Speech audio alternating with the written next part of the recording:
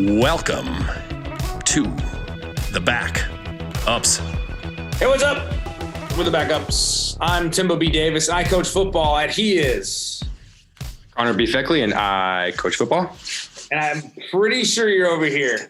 Like, I think I've got it dialed in, but there's a really good chance you're over here now, and I'm not changing it just so the viewers can have some fun. Have fun with it. Absolutely. Hey, super great show. Seth Damron, head coach, Allan Hancock College, spent some time at Humboldt, spent some time at Colorado Mesa. Connor, tell us a little bit about what we're about to hear.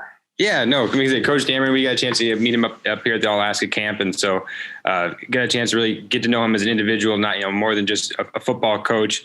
And he took it took some time out of his busy schedule to come talk to us a little bit about putting your money where your mouth is. He touches on that a few times.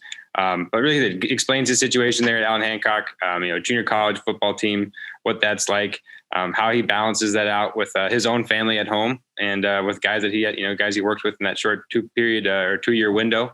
But a lot of insightful things here he talked about with putting your money where your mouth is. He was a head coach for a team that didn't have a season. That's how he became a head coach. He was a coordinator for years, gets the head coach job in the middle of this whole deal. And as a head coach, he had to guide a group of guys through this wacky year. So a lot of good wisdom coming from Coach Damron on this. An undefeated head coach, Damron. Undefeated. We'll roll that. Undefeated. Hey, let's check out the interview, and then we'll be back when we're done. We have a super awesome guest joining us from California, sunny California. Head coach of Allan Hancock College. We got Seth Damron on the call. Coach Damron, welcome to the show. Thanks for having me. Wish I was up there in Alaska fishing. Well, it's coming. The fish are coming. We're getting there, and it's kind of spring. It was kind of spring like a week ago, and then it was like, hey, you know what? Maybe. And then it cooled down again. Yeah, it kind of got us all psyched up, and then they started getting cold again. Yeah, gotcha. So we've stayed pretty chilly this whole time. I think we were 65 today. It's been that way for the whole year. So I was going to say, I remember talking to you earlier in the year, like February, January, and you were talking about how it's 65 and sunny as we're sitting here in a bunch of snow and frozen temperatures. Yeah, we got that. We definitely have a weather problem here. That's for sure. Well, when we're talking about Alaska, I think, just full disclosure, how we got to know you was through the All Alaska camp. And we met a lot of guys, Phil Vigil and that whole crew of dudes, Zach Watkins and all those guys. So tell me a little bit about the time you spent up here in Alaska with the camp. Actually, first, tell me a little about yourself and why you got up here to Alaska. Yeah, so I'm born and raised in a football family, so I'm the son of a coach who's the son of a coach. So I'm definitely a legacy guy in that way. And both my grandpa and dad were junior college professors and coaches, and the system here provides it's a really cool system. The contract structures are super unique. Not to go into a bunch of detail that would bore people, but it's sweet. Just my work life, family life balance is excellent. It's the best I know of in the college setting. But I played the junior college system here in California. Then I went and played at Colorado Mesa University, which I know I've had a lot of Alaska kids go through and play there over the years. And then I got hooked up with a group of coaches that had been going up to the All Alaska camp. Zach Watkins and Phil Vigil were a couple of those guys. Some of the older crew, Russ Martin and Todd Auer, they were going up there. And then I got hooked up with the camp. And I'm an avid outdoorsman. And I was like, free flight to Alaska to coach a camp? Yeah, let's do it. But then I was actually pleasantly surprised with how many recruitable kids there were up there. A lot of good football players and Alaskans. You guys love to show off your state. So I got coaches taking me around fishing, doing the red run on the Russian, and I'm out catching halibut. So I've tried to stay committed to going up at least once every other year. And my dad came up with me once. And my wife and I have traveled the state a couple times. So I'm in love with your guys' state. It's awesome having that camp up here because we get to know a lot of guys and get, like you said, to show the state off. And I mean, it's kind of like it's like the easiest way to, you never have a hard intro whenever you're like in a social situation. You're just like, hey, I'm from Alaska. And you always get some raised eyebrows and some questions following up on that. What are you doing here? Sure. So, but Sasquatch, you've done some research on the North American Sasquatch as well. Yeah. I think that's probably the most important part of what we're going to talk today. I was never a believer.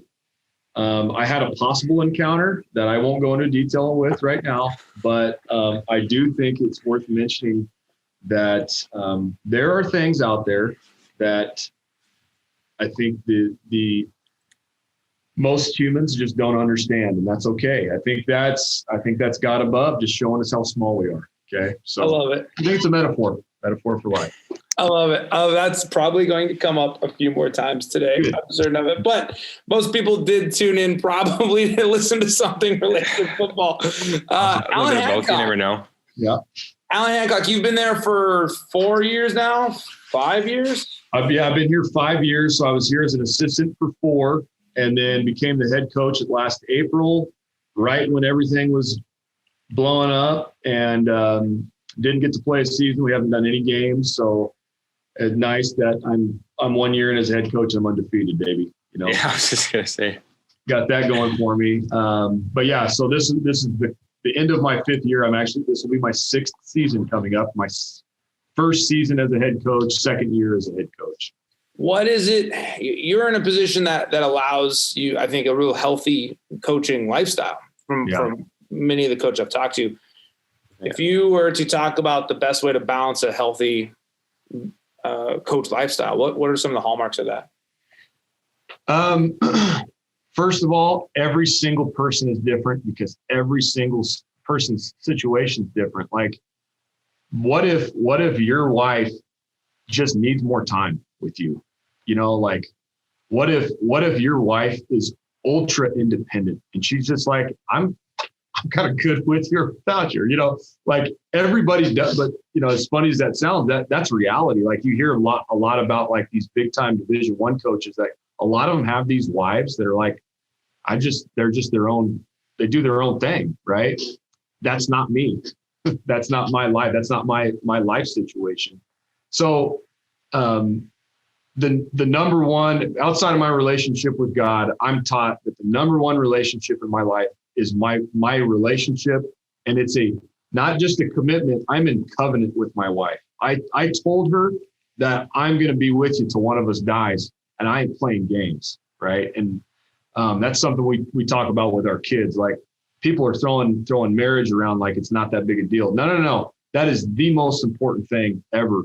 So I guess the best thing I could say that I don't do a great job with is always make sure, like, are you checking on your wife?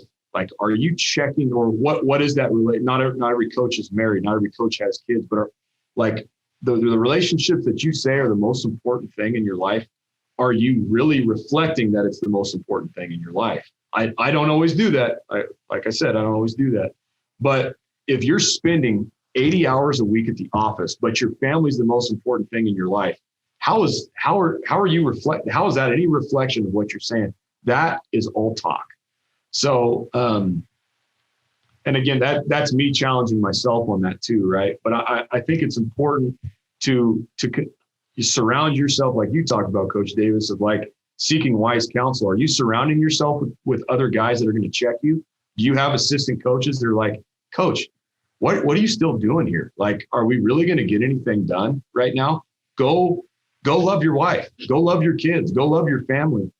And it's hard. It's hard, man. This game and what we're trying to do with our kids, like it'll take over you if you don't check yourself, and have others around you that will. And, one thing, my previous head coach here, who's been an unbelievable mentor to me, Coach Dutra, who's still on staff with me here, he's so good about that with me. He's like, hey, go home, get out of here. I love to fish. When are you going fishing next? You need to make sure you go fishing and like get yourself out of the school and step away. The kids are going to be okay, right? They're going to be fine. You're not everybody's savior, So that's a pretty vague answer to that. But I guess what I would say is just how are your actions reflecting or are they a direct reflection of what your words are? In a lot of cases, we can say no, right?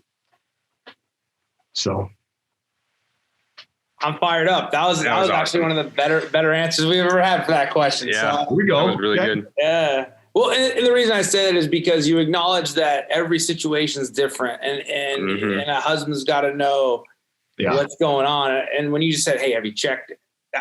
That got me. I was always like, "Oh man, is he talking to me?" Hey, I'm preaching myself, man. Yeah. Preaching myself. I wanted to backtrack there, and you were talking about how your dad was a coach and your grandpa. So coming from that long legacy of football family there, how has that kind of tied into your coaching philosophy in the sense of like a work-life balance outside of football?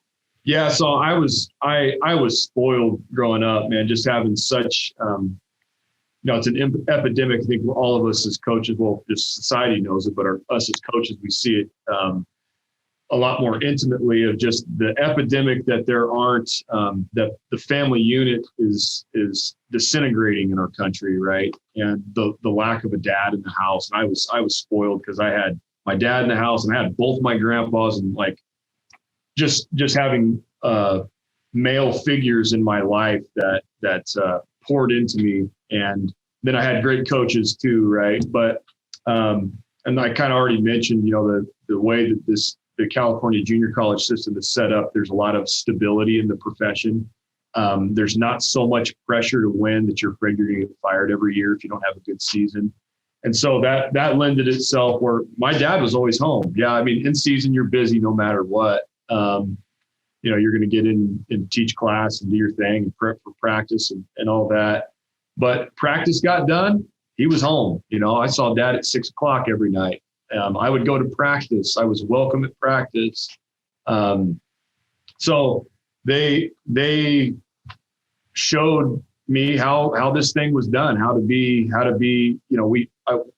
everybody hears it at their football, in their football programs of like, faith family football is a common one, right? Well, my dad and grandpa are both devout Christians, and my whole family is, and that is poured into my life. So I'm devout in my faith. And then, but I didn't just hear them say that. I saw them walk it. I got to see them be super serious about their faith, be super serious about being a dad and the head of a household. And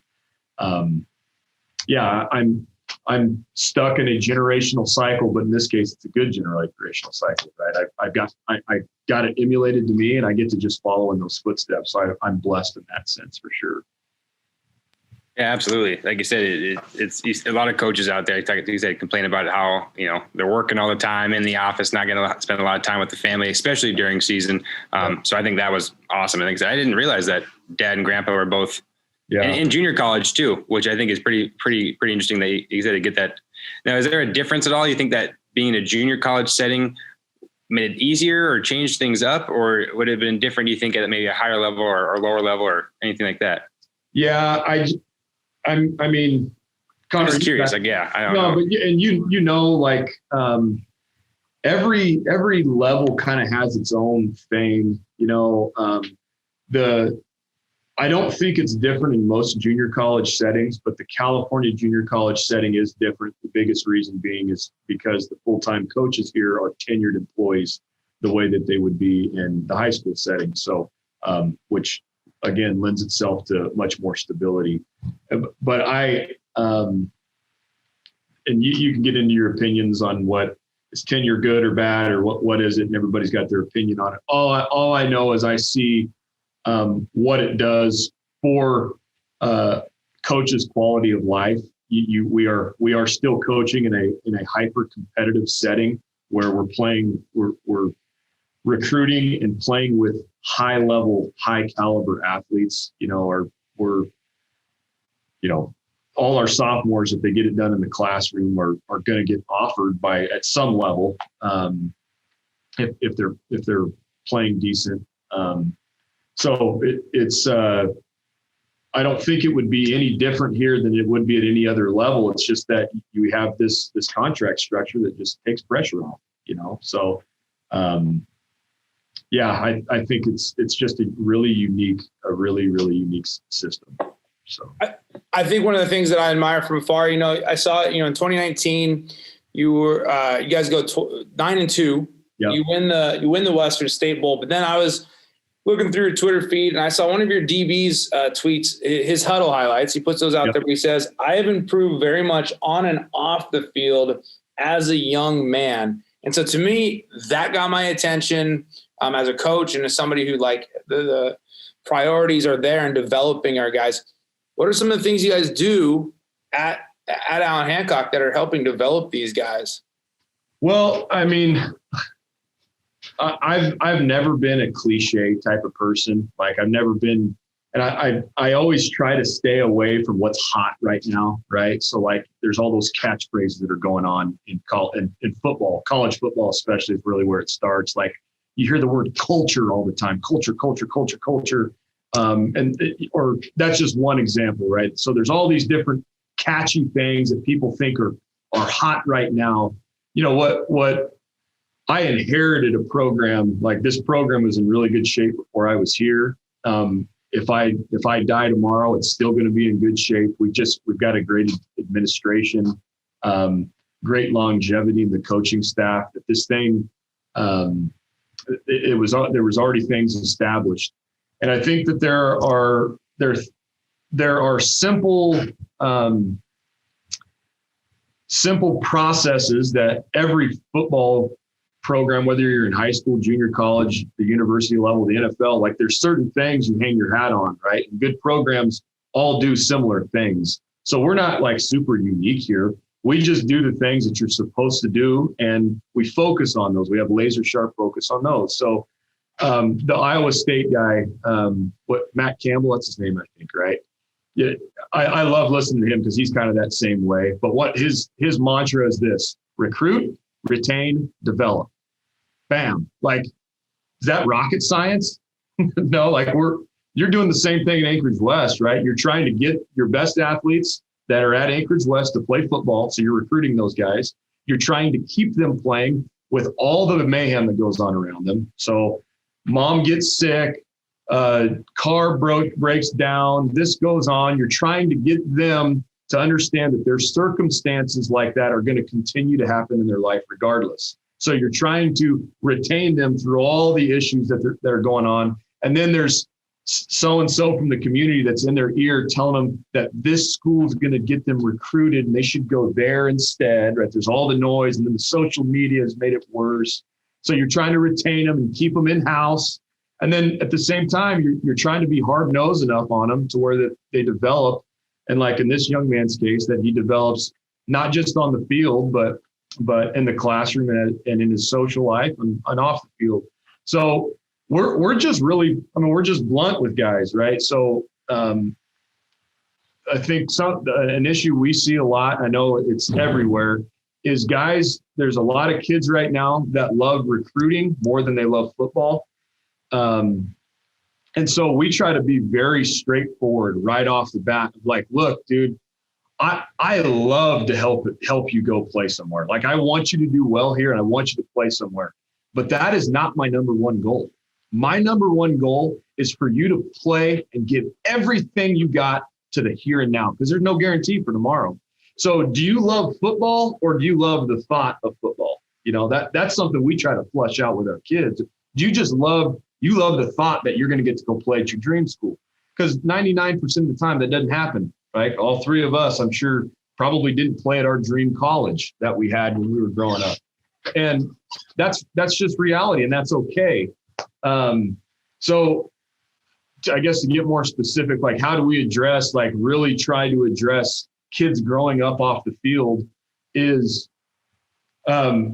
I think football itself, the sport, it's such a great sport because it takes care of a lot of that stuff. You know what I mean? Like, it's a metaphor for life constantly. You know, hey, these are the things that you got to do to be successful in the game of football. Well, those are the same things that you got to do off the field to be successful, right? That's one of the reasons I love the game, right? Is man, it helps form kids if they buy into it. But like I said too, like all the things that we see as problematic or issues that are going on in society, we just address kids with it, and we like to have uncomfortable conversations. That's good. It's good for kids to have those uncomfortable conversations. As soon as I see an issue going on with a kid, I don't blink an eye. I go right to them. I pull them out and I talk to them about it. Hey, I think we've all dealt with this. Hey, why do you smell like weed? Is there a reason you smell like weed today? No, look, man, you're going to make mistakes and I'm okay with you making a mistake. But what I'm not going to put up with is you lying to me, because you're going to be truthful and you're going to own up to your mistakes. Right. So just constantly, just every little thing, like even if I see something that's halfway suspicious, hey, come here, we're going to sit down in the office. We're going to talk about it. As much, it's great to have group accountability of sitting the whole team down and talking to them, but there is no replacement for getting right there and sitting with a kid face to face and looking them in the eye and just like, hey, let's figure out where you're at. And man, I think kids appreciate that. And I think from that little Twitter, that comment you saw on Twitter, I think those are byproducts of us just not, we're going to have a standard here. I'm not going to kick you off the team every time you don't meet our standard, but we're going to address it and you're going to work on it because I want what's best for you. So I don't know if that answered that. Dude, that was perfect. I think one of the things you touched on it a bit. We're in this world where there's a lot of, you call it mayhem and noise, man. And there's more mayhem now than ever. And combined with the fact that maybe some of our guys finding wise counsel is difficult for any 16-year-old in any circumstance, 19-year-old, 20-year-old. I think that the holding people accountable along with the love of like, hey, I'm here for you. We're going to keep working on this. That's such a challenging thing. I know for myself, we play that balancing game every day with a new set of kids and a new set of, because every issue is just a little different. So, no. And then there's the recruit retain part. It's like, I want to hard nose you, but I don't want to hard nose you so much it runs you off too, and that's one thing at the junior college level. Like I know 90% of my kids are going to have some flaws. Like I'm not getting a polished individual in most cases. And a lot of times a kid's GPA, what his GPA reflects what his responsibility level is, right? It's not 100%, but a lot of times that's the case. So I'm going to get some kids that have character flaws. And one thing that's nice about the junior college level, at the California community college level, we are non-scholarship. I'm not paying these kids to be here. So I can give them a longer leash and give them some more time to figure things out. And it has happened a lot where it's like, man, it's taken a whole 2 years and then light switch comes on. What a beautiful moment that is, So that part's super nice that I can give them a little bit longer of leash. They're still going to have consequences for actions, but it's not like I'm paying you $40,000 to go to school here. You're going to figure it out or you're gone. I don't have to play that game as much, So that part is nice. And I was going to say, Coach, you just kind of spoke on it, that 2-year window you have there. Have you found is it a challenge for some guys to get him in that 2-year window? Are there guys where you wish you could have him for 4? The majority of my guys, when they get ready to leave, I'm like, son of a gun. I just got the light switch just came on and now you're out of here. Gosh, dang it. Like I would love to be able to see all the fruits of our labor as a coaching staff and as administrative team. Like me and our athletic counselor, we're on the phone constantly. Her name's Lainey. Me and Lainey are like, is this kid ever going to do it or whatever? And then like he passes all his classes and he's eligible to go play at this Division I school that he was wanting to go to. It's like, oh my gosh, he did it. It's unbelievable. But he's leaving now. Like son of a gun, So it is this junior college window, this 2-year little window, it's an amazing window. You guys know going from 18 to 20 years old, like something happens to a guy chemically in their brain and then something's going on testosterone wise, they're thickening up. Like there's all these changes for the good in most cases that's going on. So it's a fun age group to work with. The other part that's fun is they are working towards something still. They're not just like at your school. They still got these goals they're trying to reach. So I love it. It's a super fun time period to be a part of. But yes, I get jealous at times when I got these kids that have turned into studs both on and off the field that end up leaving. So man, That's it. I'll never forget. So we had a good year. 2013 was one of our years. And we had a kid, this amazing athlete. He's at Adams State now, Leroy Elliott. And I'll never forget, like, we win. I'm looking around. I'm like, well, we did it. It was a really great feeling, but it was like, all these guys are gone next year. And we put all this work in. And it was interesting. Last Friday, we got to talk to Phil Vigil we were talking about. And he brought up the simple question of, like, what is success? Like, what, and like that question. So my question for you then is, dovetailing off that, what is success at Allan Hancock for you as a head coach and then your program? Yeah, I mean, I'd lie to you if I said that winning doesn't matter to me. It does, man. I'm uber competitive, and it's a bitter pill to swallow when you're getting your butt kicked. So there is an element of your football team that you're going to gauge success off your wins and losses, right? And that's I guess that's the most uncliche answer, because usually guys are going to go a different route with that. But the beauty of being a football coach is you do get feedback every weekend of the fall. Like, where you're at, both as a program, as a coach, as a player. Like, you're getting immediate feedback as to what are you being successful in the task of football, right? However, all of us know that we wear many hats. So we're counselors, we're academic liaisons, we are character developers, we are strength and conditioning coaches. For us at these lower levels, like, we do all of those things.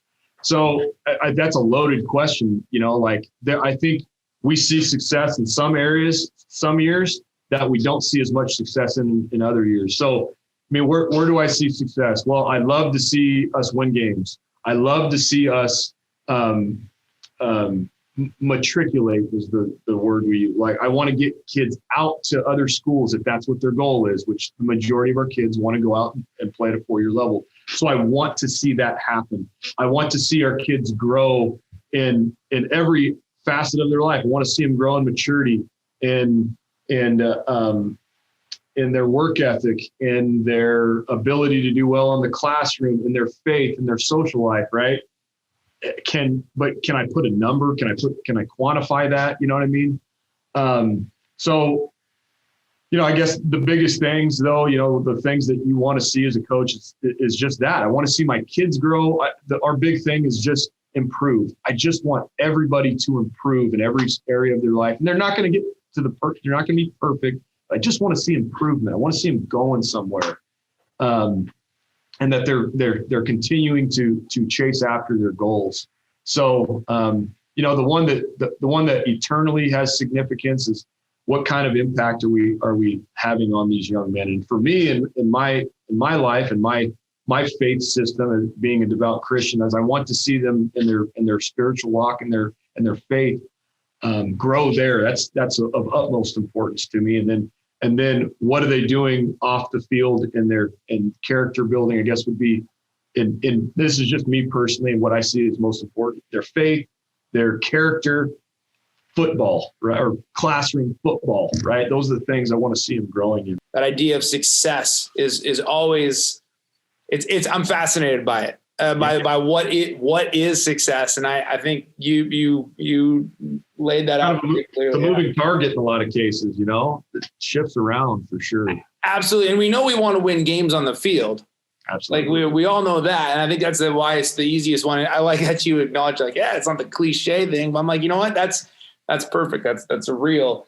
We're coming up on time, but what I want to know a little bit more about is, what are some of the strategies and things you guys use at Allan Hancock for success on the field? If you had to identify a few things that you guys really, really like football wise that you guys do, whether that's scheme or what have you, what's something that you just like, hey, this is a big part of our program? Well, we're, and again, this was inherited long before I was here. And that's really the whole reason I was hired here, is because my mindset is the same way. It's what this program has had for a long time. We are going to lead the state in rushing every single year. That's our goal. We want to run the football, and we want to do it in a very physical manner. And the reason we believe in that so strongly is because that is all about your offensive line. Everybody talks about the game is won in the trenches, but not a lot of people practice that. And we want to a lot of people want to take pressure off the front. And I understand why. I'm not saying like this is the best recipe for you to win as many state championships as possible or whatever. From my seat, what football is all about, and again, I'm biased because I'm the son of a coach who was the son of a coach. Both those guys were offensive line coaches who ran the ball predominantly. And so I've always been fascinated by the intricacies of the offensive and defensive front. And everybody knows, like I just said, the game is won up front. It's won on that line of scrimmage. And so we want to put all of the pressure on our offensive line kids. A lot of people don't want pressure on them. We want all the pressure on them. We want them to impose their will on a game. And what that does, not just for us offensively, but what it does for us defensively is what's not seen. Our defensive line goes through hell and back all day, every day of the year. That is the toughest group of dudes I've been around. And it's because they have to be. They go against an offensive line group that we browbeat all day, every day. And they got so much pressure on them. It puts so much pressure on our D-line and linebackers that they get tough and they read stuff fast. And when they're doing stuff fast, that only helps stuff in the back end because now we're getting pressure on quarterbacks. So we want to do everything in our power to make our kids as tough as possible. And for us, schematically, that comes out in our ability to run the ball. And we'll do it however we got to do it. If that means if we're a power team that year, great. If we're if we're just a predominant down scheme team for the year, we'll do it that way. If we want to be more of a zone style team, great. If we're going to be a team that runs the quarterback through option and other things, we'll do it. But there's something about a team that can flat out run the ball it's demoralizing, Not to mention what it does for your defensive snaps going from the college level. It's pretty common to be 80 snaps a game defensively, where we're maxed out usually about 60 to 65. So it protects your defensive kids a lot too. So that's us. That's what we hang our hat on. That's awesome, Coach. And you said you talked about that physicality and being able to control both sides of the line there on offense and defense. And I liked how you mentioned too, like how you'll change up, I guess, your offensive technique or strategy and everything and scheme depending on what is available to you. Absolutely. And so I was curious, how much does that tie into recruiting for you in the sense? Is it different every year based on what you have on the team, or does it obviously evolve over time, or a little bit about that? We have a blueprint of what we look for. So, and we're kind of unique because we aren't looking for cookie cutter line kids. Everybody's looking for the long athletic offensive lineman because most teams, not all, but most teams are trying to run spread zone style schemes, and having kids with great length helps that scheme a lot. It kind of fits our niche because I don't care if you're 5'10", if you can come off the ball and you're nasty, you'll play for us. And there's a niche for us in the matriculation process because we have a brand here. So 2019, we had 7 kids on the offensive line and tight end group that signed scholarships from Division I all the way down to NAIA, because teams know if you want a nasty kid, we're where you want to be. And so we signed 2 kids to a Division I school just because that coaching staff said, hey, we want to try to run downhill run schemes. We need some college level kids that know how to do it. So, there's going to be some schools that might shy away because we don't do exactly what everybody else is doing, but we have a niche of schools that do like what we're doing. They can't find this style of kid anywhere right now. So our kids are trained and they're good at coming off the ball up the field. Our kids are good at, O-line in my opinion, they can be good at 2 things. Be good at going forward and sideways, or sideways and backwards. We're going to be good at going forward and sideways. Pros can be good at all 3. I don't think college and high school kids can be good at all 3, unless you're at Alabama. Coach, I appreciate you. Got any final words for us at all here? Any final thoughts? Hey, I know probably the predominant listeners to this are probably people up in Alaska. And hey, I would just say this, that when you're going through your decision making of where am I going to send this kid, or maybe you're a young kid out there that isn't sure what he's going to do with college, just know that junior college has a reputation, a lot of that Last Chance U, right? Everybody's watched Last Chance U, and it paints a picture that's Hollywoodized, right? That's not how all of them are, right? So there are great junior colleges out there that you can get an affordable education, that you can spend a couple years to either develop in the classroom or develop on the field. Most cases you need both. But man, what an advantage it is being recruited as a 20 to 21-year-old versus an 18-year-old. It does something. I mean, it's just a completely different thing. And we at Hancock, man, we make a commitment to make sure that you kids are taken care of. And we go out of our way to make sure we take care of our guys. So just keep us in mind as time goes forward, and you guys have kids that you're trying to help find a place to go to school and play football. And if you're a kid listening to this, please look me up, man. I'm easy to find, and you email me. I'm a pretty good communicator. I'll get back to you. So thank you. Thank you for taking the time to come on. I know you're a busy man, and like I said, coaching a football team, teaching weight training, and being a man of the household, taking care of all your family and everything. So thank you for taking the time to come talk to us up here. And we'll have to get you up here soon for some fishing and some Sasquatch hunting. We'll stay busy, get outside and do some more outdoor stuff. Absolutely. Thank you guys for having me. Peace out, Coach. Have a great day, my friend. Later. So I got to say, the thing that came back time and time again was Coach Damron is like, it's not about cliches. Nope. It's not, you can have values, say it and do it, or don't say it. I think that was like over and over and over again. He's talking about priority of the line. So they build their scheme around the toughness of a line. He talks about family time, and we're going to talk family balance. Then do check in on your wife. Go be about it, not talk about it. Yeah, and I thought that was a huge point, like you said, and he even puts it on his assistant coaches too and stuff to check him. And like he said, he was saying it out loud so he can kind of remind himself of times. Like you said, if we're going to preach something, we got to be able to back it up. And I think that's huge for many coaches. Obviously, coaches want to talk about culture and all those cliches as he was mentioning to it. But are you actually living, what you're saying? Are you preaching all the things that you're doing more than just saying it? And I think it's huge that, like you said, not only for a football coach to talk about it in the aspect of on the field things and what he wants out of his football team. But like I said, for his coaching staff and for their families away from the football field, keeping them accountable to staying there, checking in with everyone, like you're saying. And then too, same deal with the football players with the off the field stuff too, making sure that all their grades are taken care of, their situations that, and their living situations are all taken care of. That was a really big takeaway point. Yep.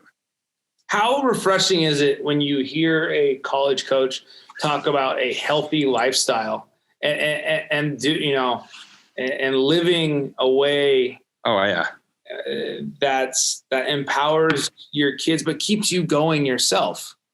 That's totally impactful to me. Like you said, a lot of coaches, like you said, talk about how they're busy all the time. And like you said, trying to find that balance and either super overwhelmed or stressed out with certain things. And he kind of made it seem like that was never an issue. Occasionally, like you said, busy during the season, but how he's continuously able to have that good family time every evening. I thought it was really cool. Like you said, having the chance to grow up in it, so he has kind of a head start on what it's supposed to be like. Like you said, his dad was home every night at 6 p.m. A lot of coaches that I've worked with that, their dads were coaches. That was not the case. Guys are busy all the time. And so I thought that was really cool. He kind of has that carryover from the family side of just being born into it. And the honesty of talking about things like success, on-field success. While you can have that lifestyle, you can still be healthy. But your goal is still to win the game. You want to be successful. Yeah. It wasn't like he was saying, hey, we're going to sacrifice the possibility of being good to have a good balance. It was you can live a healthy lifestyle and win football games. Man, that's got to be heard by our society, by our culture, our football culture. I think that's a really, really important lesson. Yeah, no doubt. And like I said, just to top off of that, he I love how he preached those things. Like you said, as a coach, he wears many hats, especially at the JUCO level. Like he said, being the weight training coach and counseling and, academic advisor type deal. So he's continuing to preach that same successful mission or goal to all of his kids, but just in different areas of their life, which I think is awesome. And I think that staying committed to that is just huge.